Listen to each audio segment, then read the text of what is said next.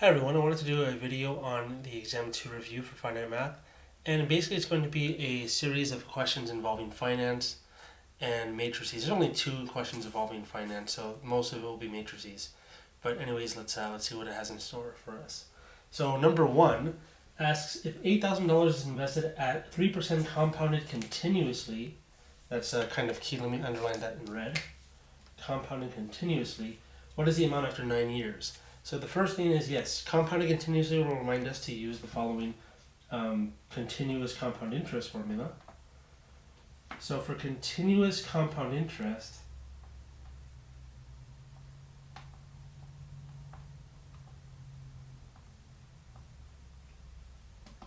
we use the following formula.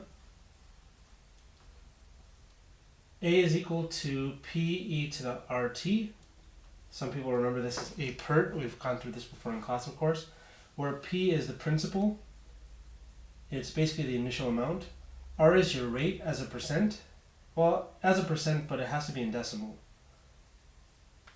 Percents don't really behave well when it comes to mathematics, so you actually have to convert to decimal in order to multiply it together. T is time, but in this case it's really going to be the amount of years. And A, of course, is the amount after the fact. So amount after. Now, actually labeling things according to the letters here in the formula, let's see if we can find out what A, P, R, and T are. And notice I didn't go over E. Let me just remind you all that what is E? E is a constant, and it is about 2.71828, and so on. But of course, it's in our calculator, so we can just use our calculators to approximate this as needed. And yeah, aside from that, let's read the question. So we're investing $8,000, so that's our initial amount, so that's P. So P is 8,000. Also, R is the rate, 3%. We need it in decimal. 3% in decimal, you move the decimal over 2 times to the left, so in this case it's 3.0. So moving this to the left 2 times will give us 0.03. T is the amount of years, 9 years. So T is 9. And what is the amount after? So that means we're trying to find out what A is equal to. So now I'll plug in all of these, except for A, of course, into this formula here, and it'll actually spit out what A is. Let's see that right now. Okay, so now I've cleaned up some of the board for some space here. And again, we're going to use this bit of information to uncover this question mark value A into this expression here. So P is 8,000. E will just leave as E. And then in the exponent, we have 0.03 multiplied by 9. And you could actually multiply this out. 0.03 times 9, as it turns out, is 0.27. And then 8,000 times e to that power will give you a total of $10,479.72. And that's going to be in dollars, of course. Now this 72, that was me rounding to the nearest cent. It was really 715 something. And of course I'm using my calculator to handle this. And you should get the same exact thing. So try it out for yourself and see if you get this as well. Okay, so now for number 2, let's read. So it says, Echelon, an online lending service, recently offered 60-month auto loans at 4.5% compounded monthly to applicants with good credit. You have been approved and can afford a monthly payment of $375. How much? So there's 2 parts, A and B. A says, how much can you borrow from Echelon? And I say specifically to use present value formula. I'll talk more about that in a second. And then for B, what is the total interest you will pay for this loan? So that's going to be fairly straightforward, I think, for B. Basically what we're going to do is multiply 375 by 60. That's the total amount we'll pay of our payments. And then I will subtract that from the present value amount to see how much we will end up paying in interest. In other words, the difference between the two, basically. So we'll see that right now. Okay, now first to even begin part A, well, I guess we have to start labeling things, don't we? So, well, before we start labeling things, I guess we need to take a look at what the present value formula is, and it's the following. It's PV for present value is equal to the payment amount multiplied by, and it's 1 minus 1 plus the interest amount to the negative n all over I. So we need to figure out what these things are. The present value is what we don't know. That's the amount that our money's worth now, basically. The amount we'll be taking a loan out of. So the total amount that we're going to be borrowing, basically. So PV is unknown. The payment amount is actually known. What's the payment amount? Well, it says specifically you can afford payments of this. So the keyword there, of course, is monthly payments. Well, the word monthly actually tells us that the periods are months, but we'll talk about that when we get to I and N. But in any event, payment is $375. Okay, good. Now I, remember I is the interest rate. It's the period interest rate. So how much your rate is periodically, basically. Now here the rate that we're given is this rate. It's 4.5%, but it's compounded monthly. Again, monthly. These two should coincide. It's pretty important, I think.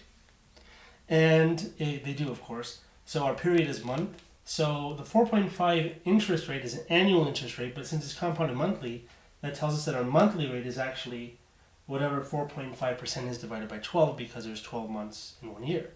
So the way we're going to write that is 0.045, because it's 4.5 in decimal, but then over 12 months. So we'll divide that by 12. Okay. Now N is the amount of months, not the amount of years. The amount of years was T from the previous problem, from problem 1, but here N represents the amount of periods. Since a period are months, it actually tells us 60 months. If it said 5 years, then we'd have to multiply 5 by 12 and see how many months there would be in 5 years, and it's the same thing, it's 60 actually. So 60 months. So that's the amount of periods. So I'm going to clean all this up, and I'm going to plug these into this, and yeah, let's do that right now. Okay, so this is the formula we just saw, and I got all of these items here that we just discussed and just labeled. Now, the only thing I want to focus on right now, though, is I, before we start plugging these in. I, 0.045 divided by 12, I actually used my calculator to evaluate this, and I got 0.00375. Okay?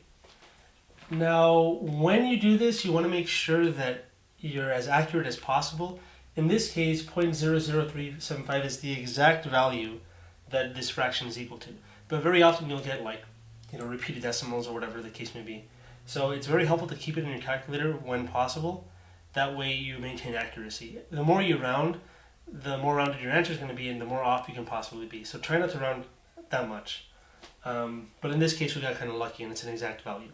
Anyways, let's continue with the plugging in, shall we? Yes.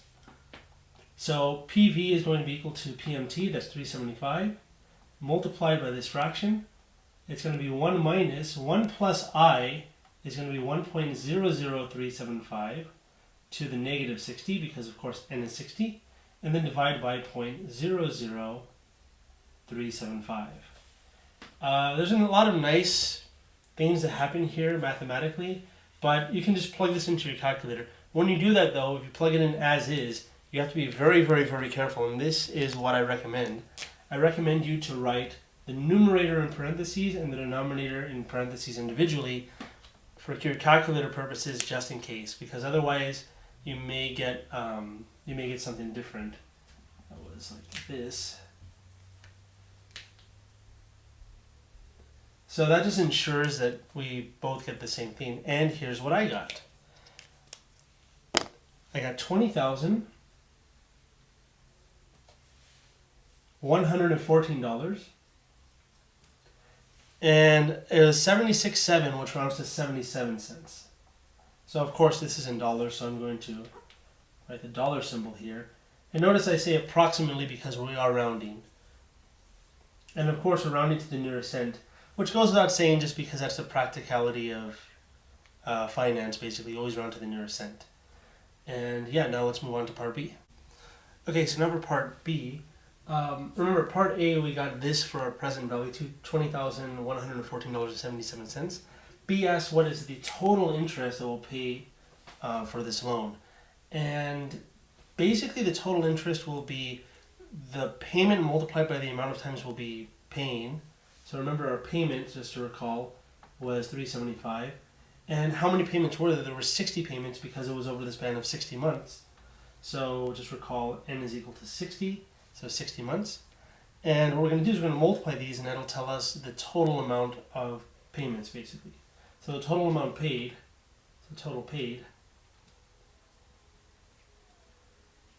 is just n multiplied by the payment amount, which is 375 multiplied by 60.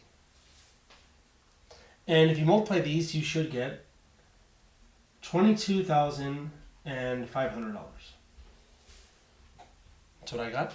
And now what we're going to do is we're going to say, well, this payment amount was including all of the interest.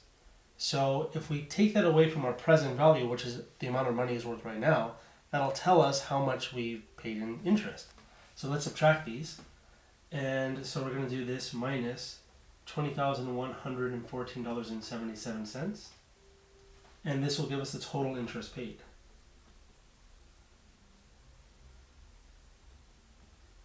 And I'll write dollars. And in dollars, it is $2,387.23.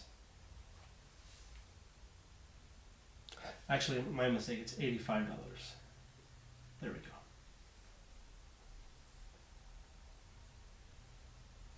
There we go. So that's the total amount paid in interest. And now let's move on to question 3. Okay, so for number 3, we're asked to solve the following systems of equations by any method. It also says to show your work, of course, so we have to show our work. Any method, so let's think for a second. So A is a system of 2 equations with 2 variables. B also is. C has 3 equations and 3 variables, so that seems a little more hairy than the previous 2. Right, let's compare A and B for a second. So if we compare A and B, what you'll notice first off, right off the bat, is that in B, y is solved for in the second equation, whereas in A, they're each in standard form, basically. So here what I'm going to try to do is I'm going to use elimination with A.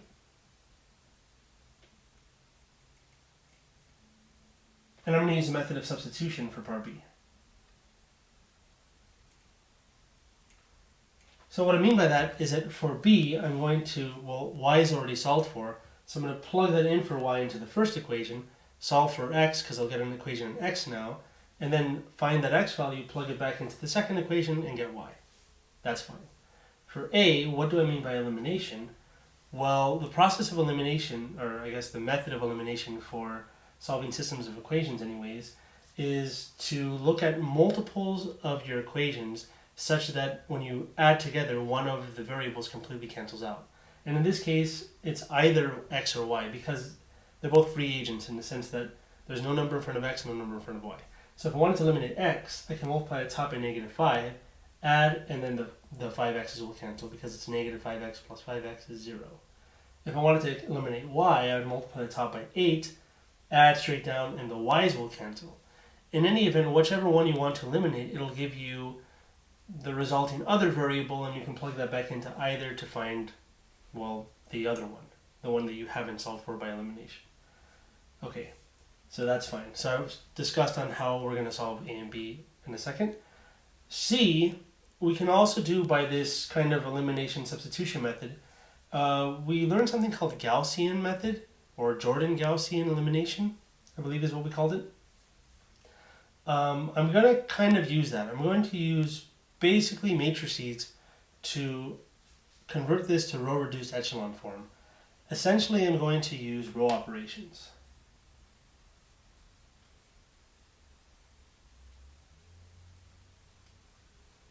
And as a bonus, at the very, very, very end of this video, I'm going to tackle 3C again by using something different. And you'll see kind of why. And the exam will have something very similar going on. But more on that later. Okay, now let's move on to do A. Okay, so as previously mentioned, it doesn't matter which one we eliminate, but yeah, I'm going to eliminate y actually. So I'm going to multiply the top equation. By the way, let's label these, shall we? Let's call this first equation equation 1 and the second equation equation 2. And I'm going to multiply the top equation by +8. And what that will do is that'll give us an 8y, and that'll allow us to cancel these 8y's. So let's see that happen. So now we get this new system where the top is multiplied by 8. So it's 8x plus 8y is equal to negative 72, because negative 9 times 8 is negative 72. Bottom stays the same, 5x minus 8y is equal to 20. So now we have this new one equation, 1 star, and equation 2. We're going to add these together. When you add straight down, what happens? Just like we've anticipated, the 8y's will eliminate. So y has been eliminated because the 8y's cancel out. And then what do we get? We get, let's see. So 8x plus 5x is 13x. And then finally, 20 minus 72 is negative 52. Divide by 13 to solve for x. 13's cancel. 52 divided by 13 is 4, so x is going to be negative 4. And now we're going to plug this back into either of these. I'm going to plug it into the top first equation, and then we'll find out what y is. Okay, so we've discovered that x is negative 4. Plugging this back into equation 1, let me write it over here, equation 1. Equation 1 says x plus y is equal to negative 9. We know x is negative 4, so we're going to write negative 4 plus y is equal to negative 9. Add 4 to both sides to get y by itself. These cancel, we get y is equal to negative 5. And in total, we get the following solution to the system: the x value, comma, the y value. Negative 4, comma, negative 5. You can plug this into either of them, in fact into both, and it should satisfy both equations. And that was A. Now let's move on to part B. Okay, so again, as previously mentioned, for part B, we're going to tackle this by the method of substitution. So let's first start by labeling this is equation 1 and this is equation 2. And yeah, let's plug, y is already solved for, so we're going to plug equation 2 into equation 1 here. So I guess like this. So now we're going to write equation 1, because that's what we're plugging 2 into. Equation 1 says 3x plus 4y is equal to 16. And notice when I say 4y, I don't write 4y, I write 4 and then a blank space, because of course we're going to plug what y is equal to from the other equation into this equation. So we're going to get 3x minus 11. Now we're going to distribute the 4. Once the 4 is distributed, then we can just solve for x, I think, right away. Let's see. So we get 3x plus 12y. Let's see, 4 times negative 11 is negative 44. Equals 16. These two combine to 15x. Minus 44 is equal to 16. Add 44 to the other side. The 44's cancel. We get 15x is equal to 60. Right, I believe that's correct. 16 plus 44 is 60. Good. And then finally divide both sides by 15 to get that x is equal to 4. Circle that.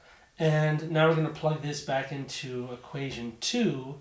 We have space, I guess. Let's see. So plugging this back in, equation 2 says what? So we're plugging x equals 4 into this equation. So it says y is equal to 3 times x, which is now known to be 4, minus 11. 3 times 4 is 12. 12 minus 11 is 1. So we get y is equal to 1. Now that we know x is equal to 4 and y is equal to 1, we can combine these and get our actual answer as an ordered pair, which is the x value we got, comma, the y value we got. In other words, 4, comma, 1. Now we'll move on to part C. Okay, so like I was saying, for part C, we're going to use row operations, so we're going to use methods of matrices, basically. So the first step here is to create what is called an augmented matrix. So I always use the acronym AM for augmented matrix. And our augmented matrix is basically this without as many decorations in brackets, so contained in brackets.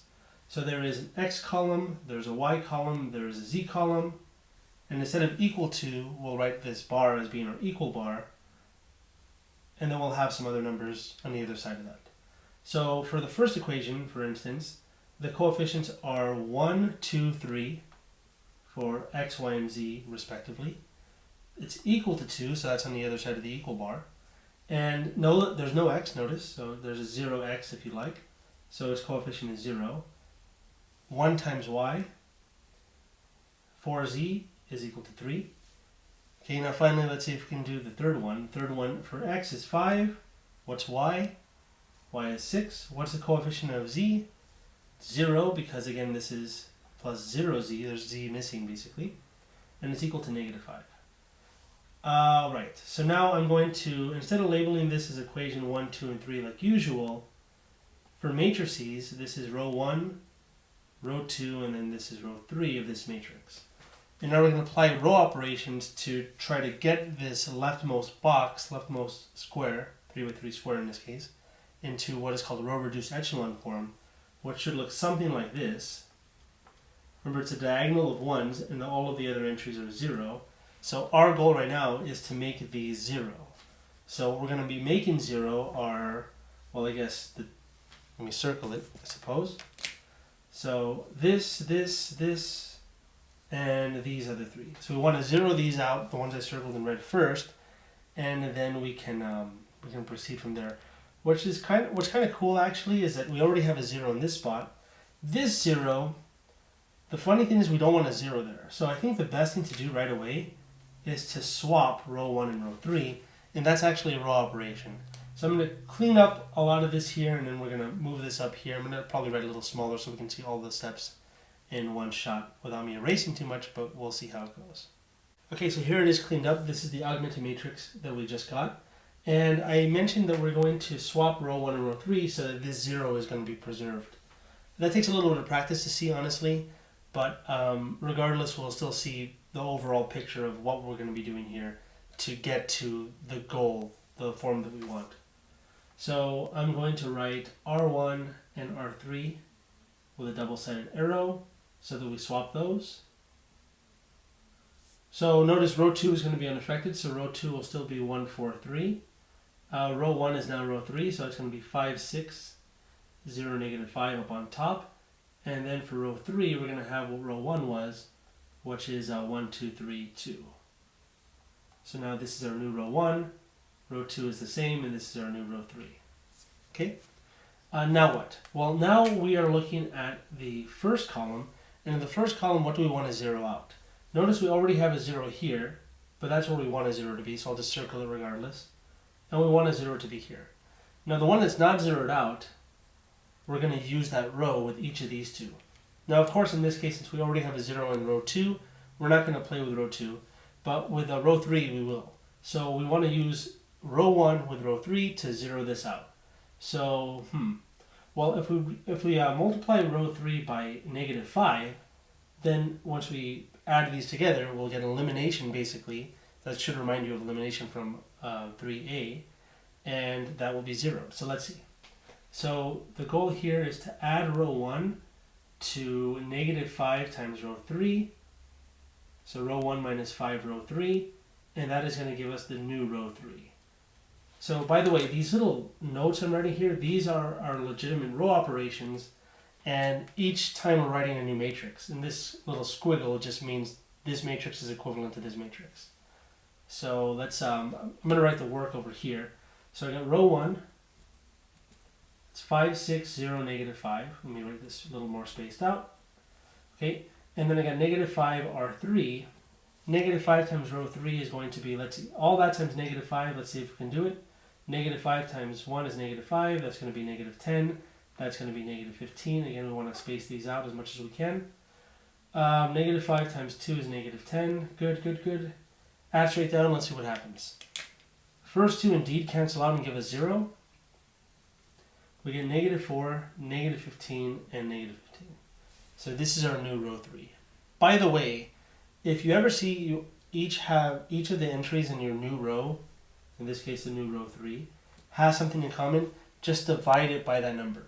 So if they all have, let's say this was negative 5, they'd all have negative 5 in common, we can divide by negative 5 and we would have written multiply by negative 1 over 5 just to remind us that we're doing that. That way there are less steps, but that didn't really happen here. Right, so let me just write, this is equivalent to, so row 1 is the same,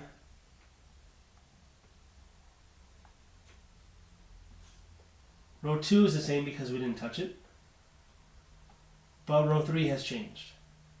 Row 3 now is 0, negative 4, negative 15, and another negative 15. And now we're going to do the same exact thing that we just did for the first column. We are going to look at what we want to be 0. And remember that our goal, let me write it over here in the corner. What is our goal? Our goal is to get row reduced echelon form.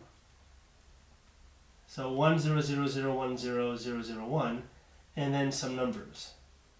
So these numbers will be our actual solutions, but we'll get to that when we get to that. For right now, we're not even worried about the ones. We're only worried about the zeros for right now. The ones will come along on their own, basically.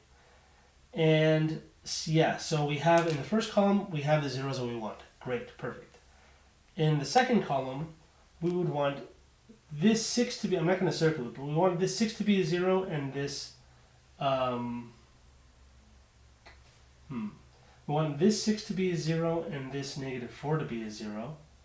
The reason why I'm not going to circle it is because I'm actually not going to find those just yet. I'm actually going to jump, usually I would use the first column, or the second column, so first to second to third. But in this case it's a little special because we already have a 0. So if we had zeroed out this 6 and this -4, we would have used row 2. Since row 2 doesn't have a 0 here, and where the 3 is, where the 4 is, then using row 2 with row 1 would actually not eliminate the 0, and it would get rid of the 0. So just so I preserve the 0, I'm going to try to skip this.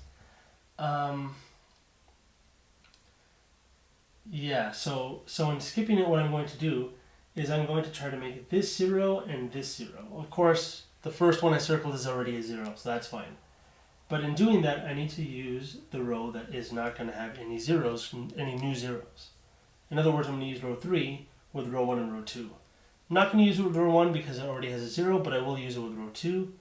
And let's see how. It's going to get a little messy. The number is going to get quite large. It's not too bad, but you'll see what I mean in a second. So let me erase some things here, and let's see that right now. Okay, so to zero out the 4, I'm going to multiply the top by 15 and the bottom by 4. The reason why I'm doing that is because 4 times 15 is 60, and 4 times 15 is also 60. So we'll get 60 and -60 basically. So let's see, and I'm going to write the row operation. I want to write it in between these two, but I'll write it over here. And in fact, just to get a little ahead of myself, row 3 is going to remain the same. So after applying all of these operations, row 3 is going to remain 0, -4, -15, -15. Row 1 will also remain the same because it already has a 0 there and we're not touching it. So it's 5, 6, 0, -5. And row 2 is going to change, but the 0 will be preserved because any combination of row 2 and row 3, since these are 0, you'll still get 0 after doing the row operation. And the way we're going to apply this particular row operation, this row operation in particular, these will cancel out and give us 0 in this third entry here. So we only have these other two entries to worry about. So now, what row operation am I talking about? Of course, just the one I mentioned just now. 15 times row 2 plus 4 times row 3. And that'll give us the new row 2. Just like that. So let's see that over here in this space. So I got 15 times row 2 and then 4 times row 3. And this will result in the new row 2. Okay, so let's see. So 15 times row 2 is going to be 0, 15, 60, and 45. Good. 4 times row 3 will be 0, -16, -60, and also -60. Great. Add these straight down, we get 0, -1, 0, and -15. Perfect. Now if you want, in fact I think it's an okay time to do this, they are both negative. And in fact, what do we want? We really want 1, 0, 1 in the second column if you remember our goal. So I'm actually going to divide by -1. So to note that in my row operation, I'm going to grab all of this before the arrow and write a negative in front, which will tell me that we're just multiplying it by negative. Dividing by -1 and multiplying by -1 results in the same thing. So it's going to be 0, 1, 0, +15. That is our new row 2. And just like we anticipated, the zeros are where we thought they would be. Okay, so now what? Well, now I want this to be 0 and this to be 0. So let me clean this up and let's see how we can make that happen. Okay, so like I said, we want this to be 0, this to be 0. So the row that won't have anything zeroed out is going to be row 2, of course. So let me arrow row 2 like this. So we're going to play with row 2, row 1, and row 3 individually. Or I guess each separately. So let's first do row 1 and row 2. So for row 1 and row 2, how we can make this 0 is by multiplying this 1 by 6. Negative 6, I guess. So it's going to be row 1 minus 6 times row 2. That's going to give us the new row 1. Perfect. Now we're going to apply two operations in this one step here. So for row 3, for this one to be 0, we need to multiply this 1 by 4 so that these cancel. So this is going to be, I guess, row 2 times 4. So 4 row 2 plus row 3. That will give us a new row 2. Great. Yeah, so let's see if we can do this here. I may have run out of space to write the operations, but I think we'll have some space actually. Let's see. So notice the middle row, row 2, stays the same. So it's going to be 0, 1, 0, 15. In fact, just looking at this tells us y is equal to 15. So we're so close to the solution. In fact, I believe this will actually give us what we've been looking for. Notice this 0 will stay the same, this 0 will stay the same, and after applying these operations, these row operations, these two elements that I circled will now be 0. Also, since we only have one number left in each of them, we're going to actually be able to divide by a number to make these 1s. So they will be 1s, but we'll see that in due time. So let's first use the first row operation. That's row 1, which is 5, 6, 0, negative 5. And negative 6 times row 2, that'll give us the new row 1. So negative 6 times row 2 is going to be 0, negative 6, 0. And let's see, what is negative 6 times 15? Well, let's see, 6 times 15 is 90, so that's going to give negative 90. When we add straight down, we get a cancellation of the 6's. Perfect. So we get 5, 0, 0, negative 95. And yes, we can divide each of these by positive 5. When you divide by 5, you get your new row 1 to be 1, 0, 0. Negative 95 divided by 5 is negative 19, I believe.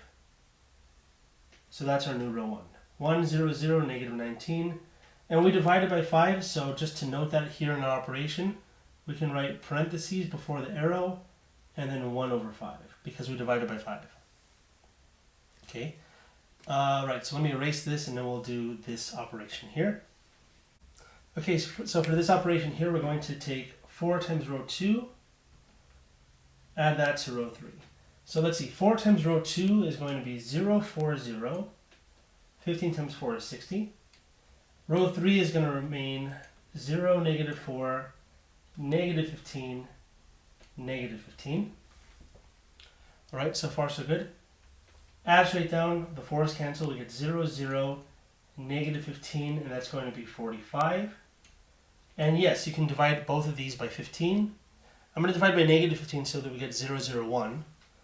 So we divide by negative 15. Hope we can make that out. And we get finally that our new row 3 is 0, 0, 1. And 45 divided by negative 15 is going to be negative 3.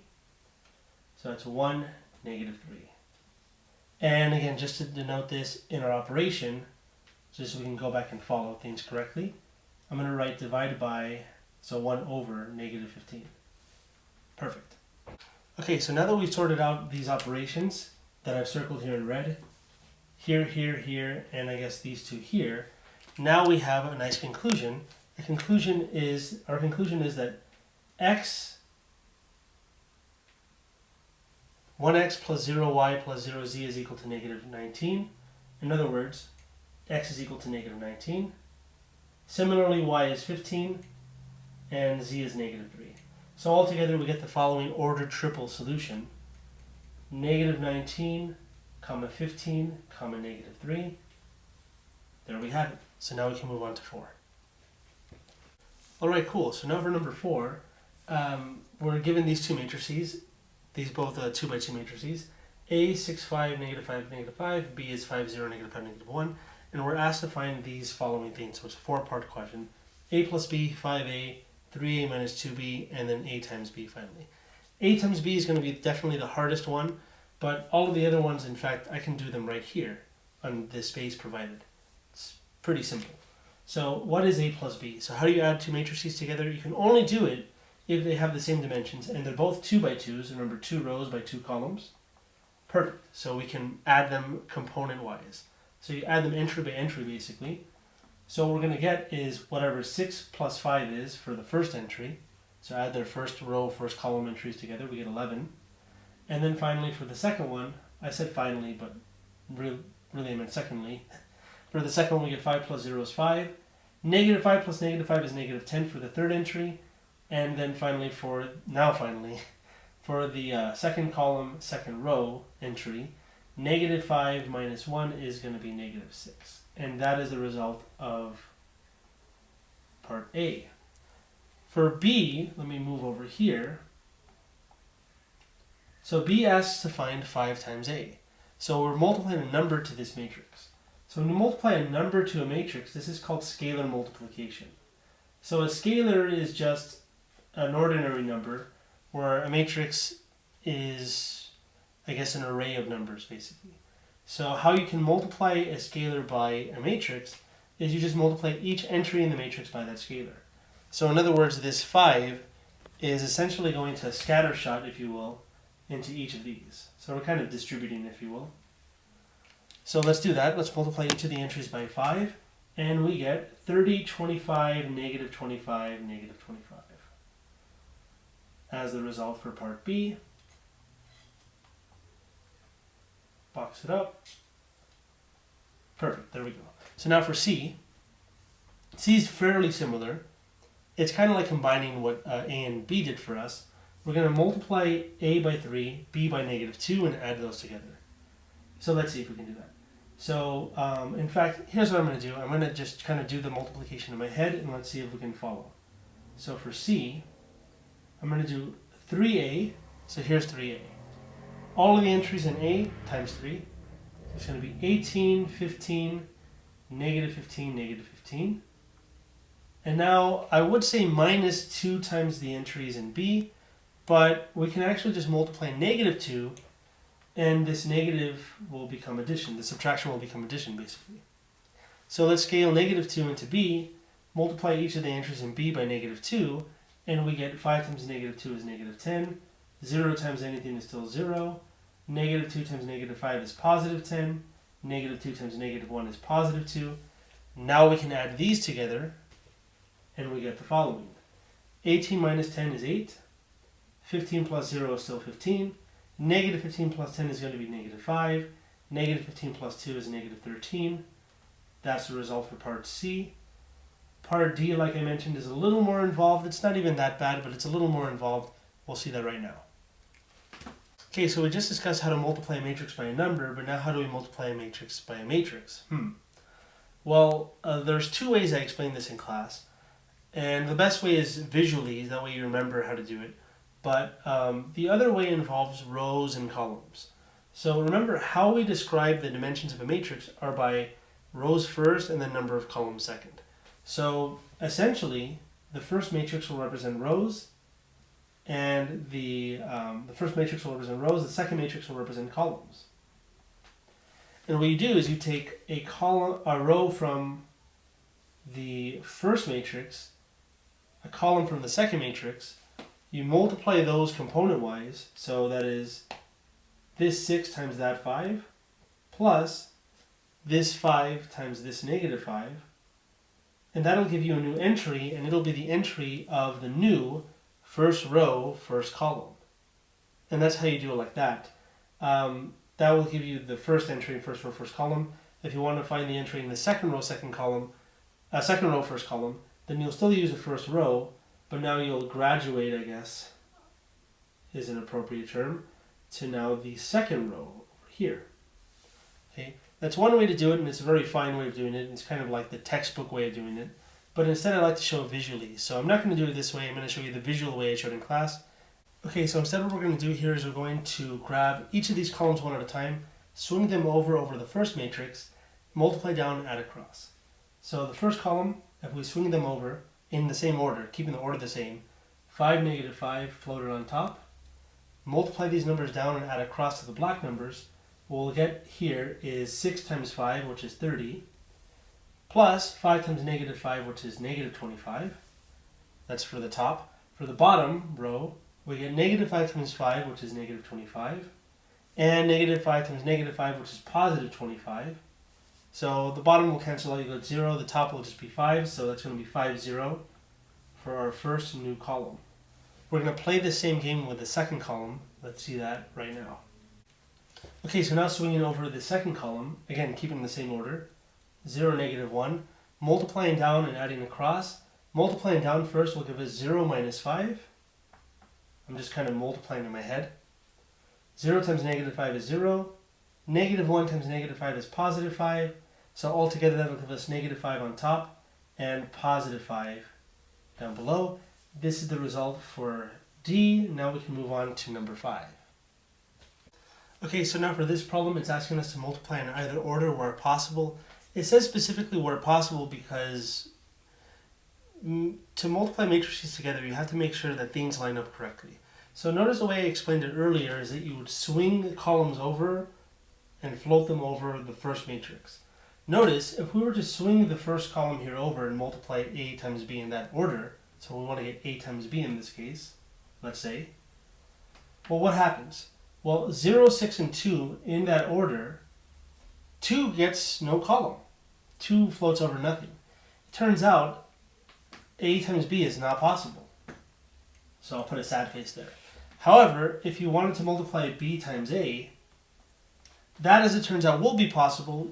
We'll have to see that in a second, but if you kind of imagine this behind B and floating these two over this, things will line up correctly. So AB isn't possible or BA is possible. So we want to make sure that basically the inner dimensions line up. So this is a 2 by 2 where this is a, remember, rows by columns. 3 rows, 2 columns, this is a 3 by 2. So since the inner dimensions here, the column dimension by the row dimension, are not the same, this multiplication is not compatible. However, if it was the other way around, 3 by 2 times a 2 by 2, that does work out, and the result will be actually a 3 by 2. And I'll talk more about that in a second, but you can think about that for these, but we're going to see that right now. So I'm going to erase this, and I'm going to move on to just doing A only. Okay, so like I was saying, we want to do this in any order, so I've written down here just so we can see. And yes, this is a 2 by 2, this is a 3 by 2, things won't line up, these are not the same, so you can't actually do this. So this is not possible, unfortunately. So if you want, you can say the product does not exist, D and E, or undefined.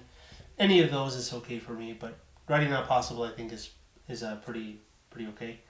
Here though, for the other way around, so by the way, this order is, so let me be specific. This was A times B, and this is B times A. So B times A, however, is possible, and let me talk a little bit about that before we actually get started here. The dimensions are 3 by 2 and 2 by 2. Since the inner dimensions, as I call them, are the same, then if you cancel them out, imagine canceling them out, your result should be a 3 by 2. It's whatever you get after canceling the inner dimensions out. So let's actually see that happen here. And to do that, we have to swing things over. So I'm going to swing them over one at a time. First, let's swing over the first column. So we swing over the first column, negative 2, 5, floating on top of these two columns. Let's see what we get. So multiply down, add across. So for the first column, here's what I get. I'm going to do this a little quick, but that's going to be 0 times 5. That's going to be 5. Negative 2 times 6 is negative 12. Negative 12, and that's going to be negative 15. Negative 12 minus 15 is going to be negative 27. Let me center this a little better. Okay, and now for the last one, finally, we get negative 4 and 25. So it's 25 minus 4, that's 21. Okay, great. So now we'll swing over the second column of the second matrix. And we'll swing over the second column, 3, 6. Remember, keeping the order. I keep emphasizing on that because I don't want anyone to screw up. Let's see, what do we get? We get 0 plus 6 for the first entry, so that's just 6. Then 18 minus 18, so that's just 0. Okay. And then finally we get 6 plus 30. That's 3 times 2 plus 6 times 5. So 6 plus 30, that's 36. And indeed, yes, it is a 3 by 2. We've exhausted all the columns, so we're done with the multiplication. And this is our result for part A. So now let's move on to part B to see what that's all about. Okay, so for B now, let's first take a look at the dimensions to see what the result will possibly be. This is a 3 by 1, whereas this is a 1 by 3. So this way of doing it is actually compatible, and the result will be a 3 by 3. So let's see how that looks. So it should be a 3 by 3, so I'm just going to anticipate that, I guess. And let's swing these columns over one at a time. If you can even call them columns, they're basically just entries. So 2 multiplied to this whole column will give us a new column, 6, negative 2, negative 4. Positive 4. Let me center that better. There we go. Now we're going to multiply the column, the first column, because it's only a column basically, by negative 3. So swinging negative 3 over, multiplying that down, there's no addition to do because it's only one column. We get negative 9, positive 3, and negative 6. And now finally for the last entry, I'm going to swing over 1/2. Well, it's a little funny because you can't divide everything evenly by 2 in this case, but the bottom one you definitely can. So we're going to get 3 times 1/2 is 3/2. So just 3 over 2. Then we're going to get negative 1/2 for the second entry. And finally, 2 over 2 is 1 for the third entry. So that worked out fine. Now let's see what happens for this one. I'm going to have to erase these dimensions for swinging things over. Let's see. This is a 1 row by 3 columns. And this is a 3 by 1. Just the opposite of the case we just had. These inner dimensions are the same, so they're compatible for matrix multiplication. So the result should be a 1 by 1. 1 by 1 matrices are funny things. They're basically just numbers encased in brackets, so it's a single number basically. So let's see what happens. This is a 1 by 1. So swinging this over, we get 3, I should write it in red to be consistent. 3, negative 1, 2, multiply down, add across. Let's see what we get. I'll write the work over here. So I'm going to get 6 plus 3, because it's double negative. And then 2 times 1/2 is 1, so plus 1. So combining these, we get 9 plus 1, that's 10. So these are the results for part B. And now we're going to move on to part C. Okay, so now for part C, we're going to just jump right into it, I guess. So here, let's see if we can do it. Let's swing it over and see if things line up without even looking at it ahead of time. We get 6, negative 2, negative 1. Things line up perfect. Multiply down, add across. Let's see what we get for our result. So if we multiply down and add across, it's a lot to do here. I'm going to write my work over here in this blank space. We're going to get 6 minus 10 plus 0. So it's just, yeah, there we go. So it's negative 4. Okay, great. You know what? Actually, I lied. It's negative 6. So this will actually be negative 16. Got to be careful. Okay. For the second row, we get 12 minus 6 plus 4. Okay. So 12 minus 6 is 6. 6 plus 4, that's 10. Perfect. And now finally for the last one, we get 6 times 1, which is 6. Negative 2 times negative 1 is positive 1. Positive 2, I meant to say. And negative 2 times negative 2 is also positive 2. Yeah, perfect. 6 plus 2 plus 2 is also 10. So this is the result for the first way of multiplying A and B together for part C. And for the second one, it's not possible. So I'll just write D and E for does not exist. And you can see that by trying to swing this over. When you swing it over, you get negative 1, 2, and 1. The last two entries don't have any columns to correspond to, so the matrix multiplication in this order is not possible. So these are my results for part C, and now we can finally move on to number 6. Okay, so for number 6, we're asked to determine if A and B are inverses of each other, matrix inverses basically. In order for two matrices to be inverses of each other, you can multiply them in either order, and you get the identity as a result. Now, the identity for a 2 by 2 is 1, 0, 0, 1. For a 3 by 3, we kind of saw that earlier when we did the matrix problem, or I guess that system of equations problem using matrices, using row operations. It was 1, 0, 0, 0, 1, 0, 0, 0, 1, if you recall that. And we're basically just going to multiply A and B together in either order. Now, I will say this, and I said this before in class. If you multiply them one way and get the identity, that's good enough. As it turns out, if two matrices multiply one way and get the identity, then multiplying the other way will also give you the identity. And there's a way you can prove that mathematically if you want to try that. That'd be kind of fun. But I'm not going to obligate that of anyone. It's just something I'm saying out loud. Yeah, so I'm going to multiply these. There is actually another way of doing it though. So for 2 by 2s, there's a trick. And the trick is you swap the principal diagonal. So you swap this one and negate this one. There's a little more to it than that. That's not all you do. You also have to divide by the determinant. So we'll see that right now when doing A. And we'll see if the result adds up to that trick or not. So we'll see that right now. Okay, so we're going to multiply these, like I said, in any order. I'm just going to do A times B.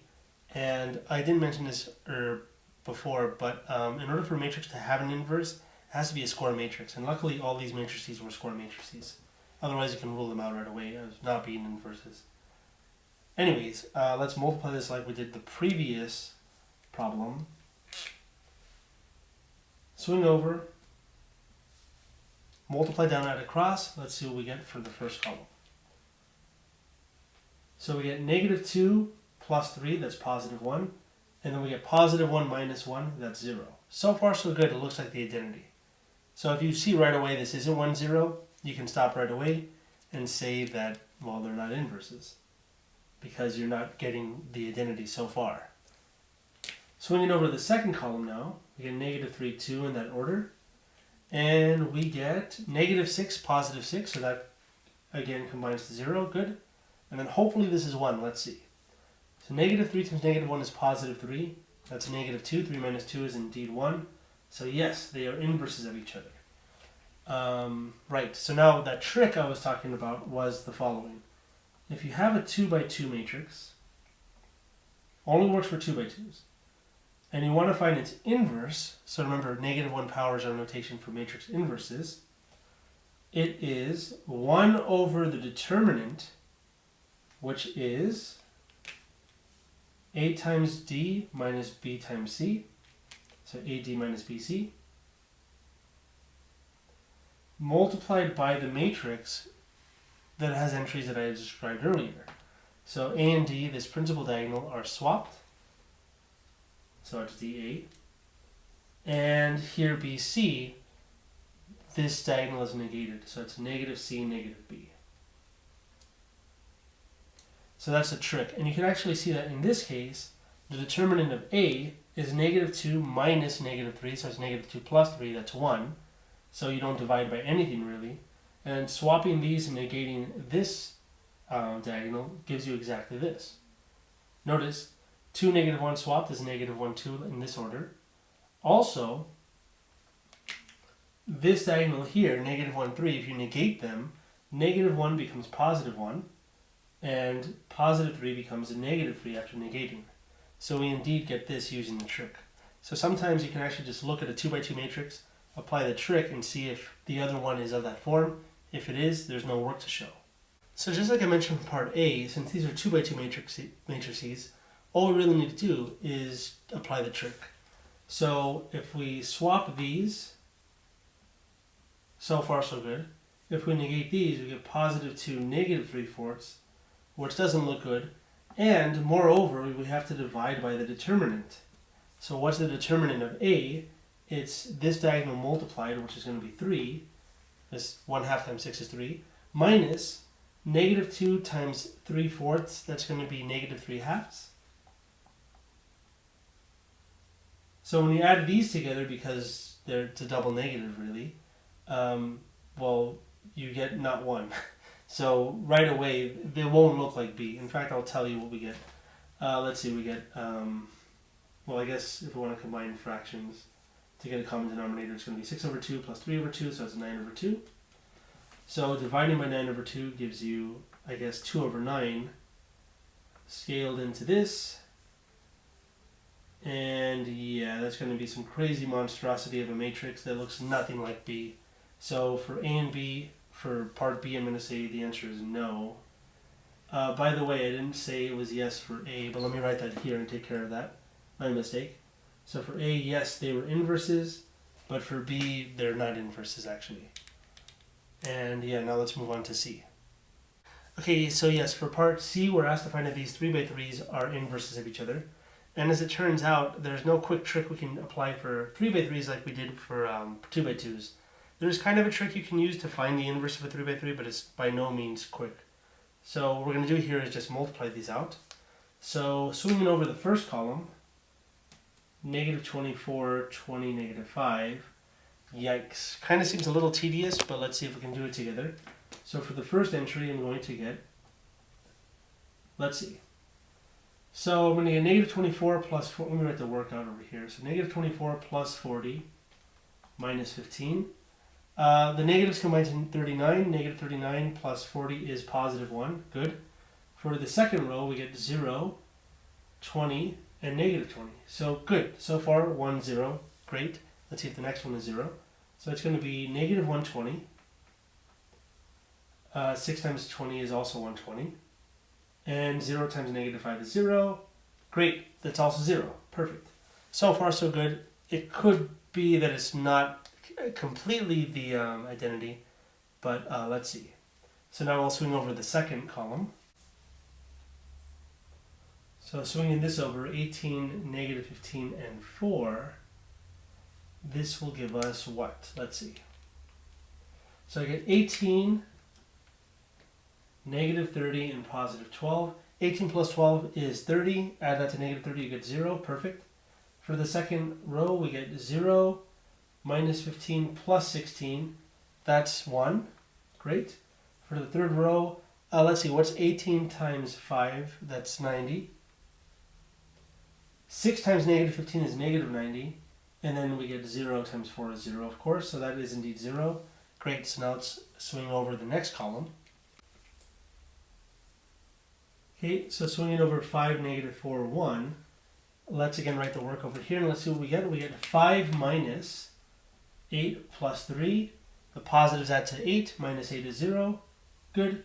Second row is going to be 0 minus 4 plus 4. That's 0. Good.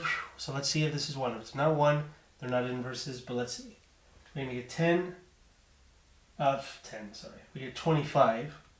Again, be careful. After doing this a lot, you can get kind of caught up in things, but let's not let that get to us. 5 times 5 is 25. Negative 4 times 6 is negative 24. Plus 0, we indeed get 1. Perfect. So yes, they are inverses of each other. And no, I'm not going to do it the other way around. You can if you want, but I already said if you do it one way and it works, it'll work the other way for sure. Okay, perfect. So now we can move on to number 7.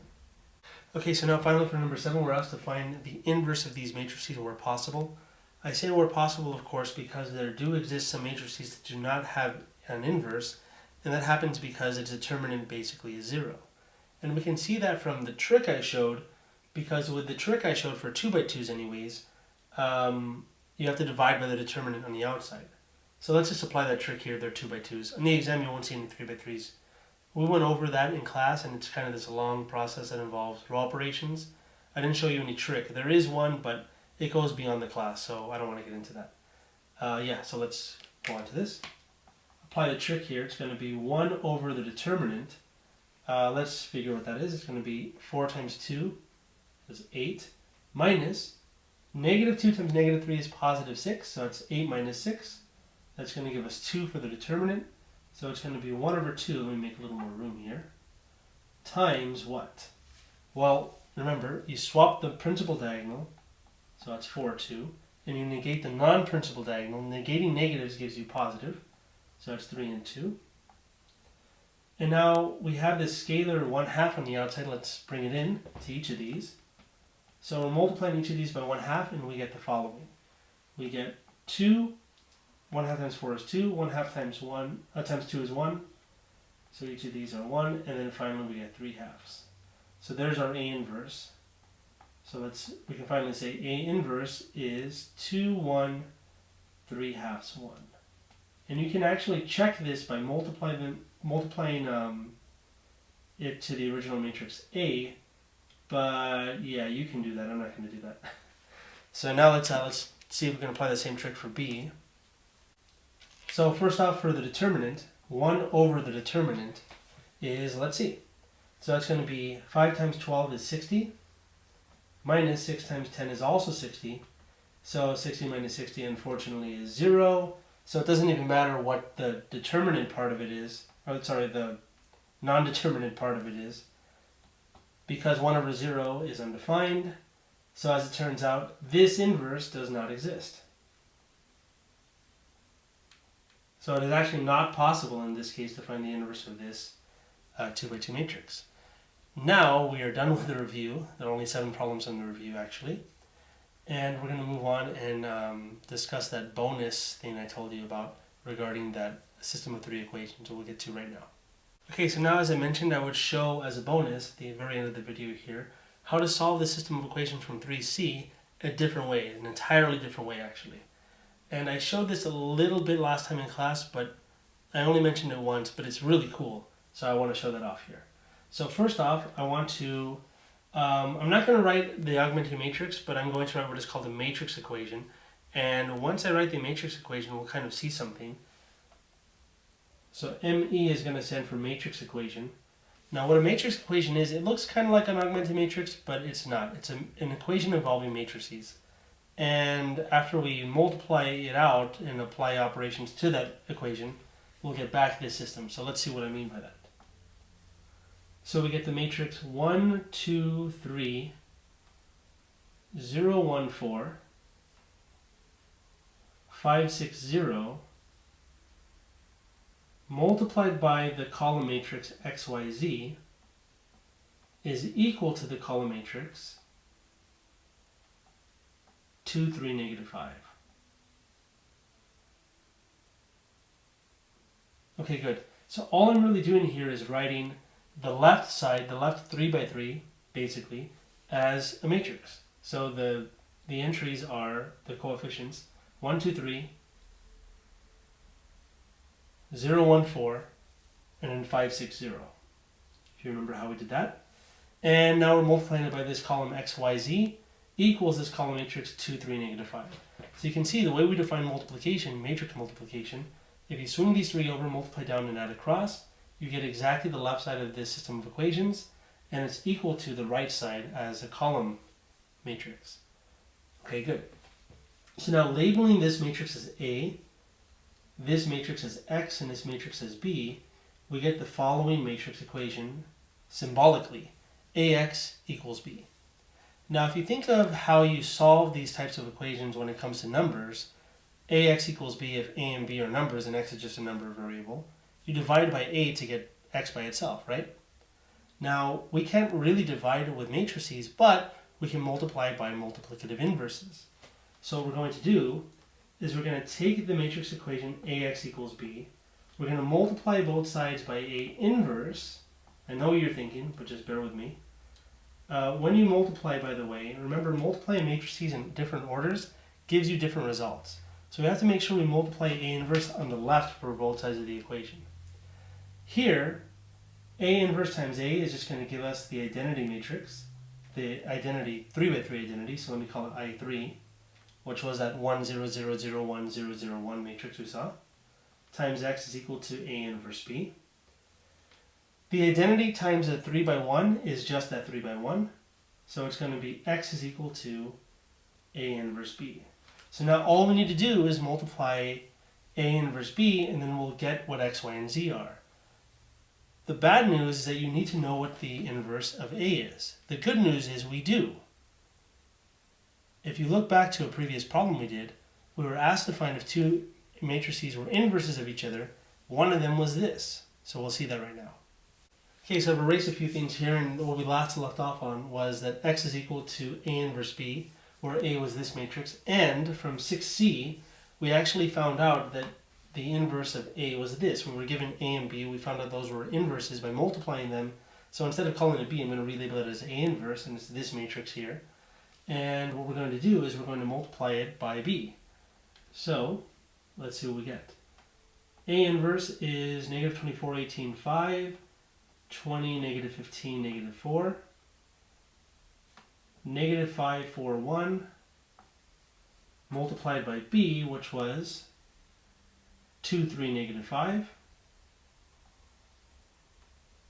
And what's x, by the way? X is just the column matrix x, y, z. So applying this matrix multiplication correctly will just give us the solutions to x, y, and z, which is kind of cool. So swinging this over, we get 2, 3, negative 5. Multiplying down and adding across, let's see what we get. I'm going to write the work over here. So I get negative 48 plus, well, 3 times 18 is 54, and that's minus 25. So yeah, the negatives combine to, what's that, negative 73? So that's 54 minus 73. 73 minus 54 is going to be 19. Yep. So that's negative 19. Okay, so far so good. With the second row, so the numbers are a little large, but let's see, we get 40, right? 2 times 20 is 40. That's going to be negative 45, and that's positive 20. So we're going to get negative 5 here. Negative 5 plus 20 is negative 15. That's positive 15. Let me say that again. 40 minus 5 is negative 5, plus 20 is positive 15. Good. And then for the last one, we get negative 10 plus 12 minus 5. So for the negatives, they combine to negative 15. And then adding that to 12 gives us negative 3. So altogether, our solution now is the ordered pair, or ordered triple, I should say, negative 19, 15, comma negative 3. And that should be exactly what we got for 3C, just a completely different way, leveraging something that was given to us actually later on in the review. So something similar will actually happen on the exam. And there we have it. That was the review. I hope you enjoyed it. I know I certainly enjoyed it. And I'll see you guys soon.